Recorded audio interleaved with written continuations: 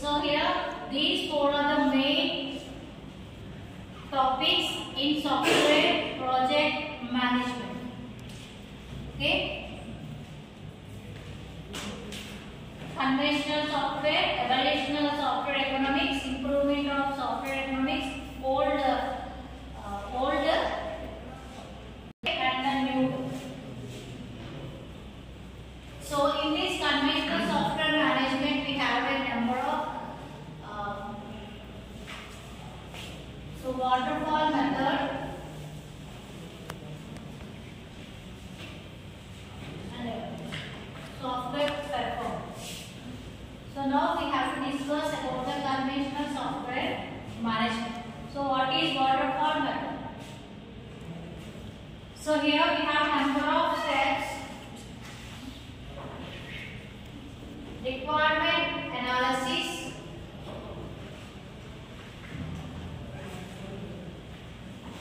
after that we have design analysis,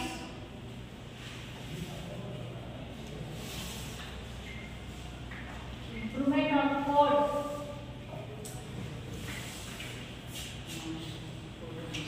and next testing, validation and or maintenance,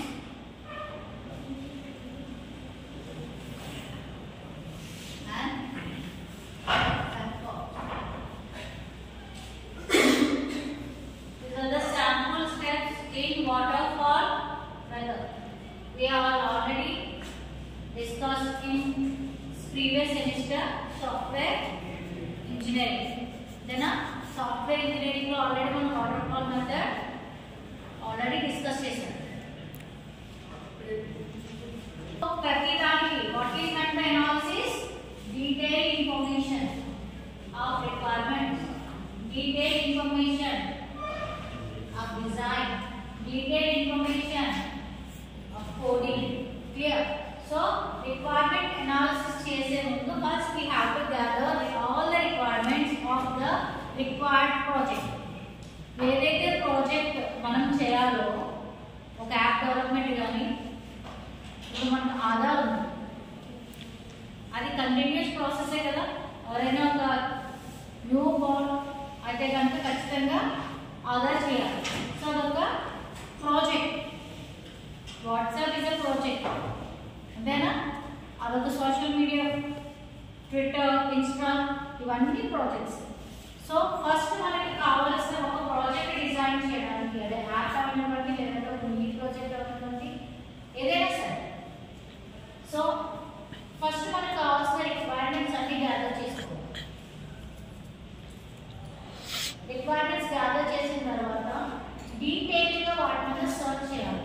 అంటే ఈ requirement అవసరమా, ఈ requirement అవసరమా, సో ఈ రిక్వైర్మెంట్ని రిపీట్ అవుతుందా అనే కంప్లీట్ డిస్కషన్ తర్వాత we get a requirements.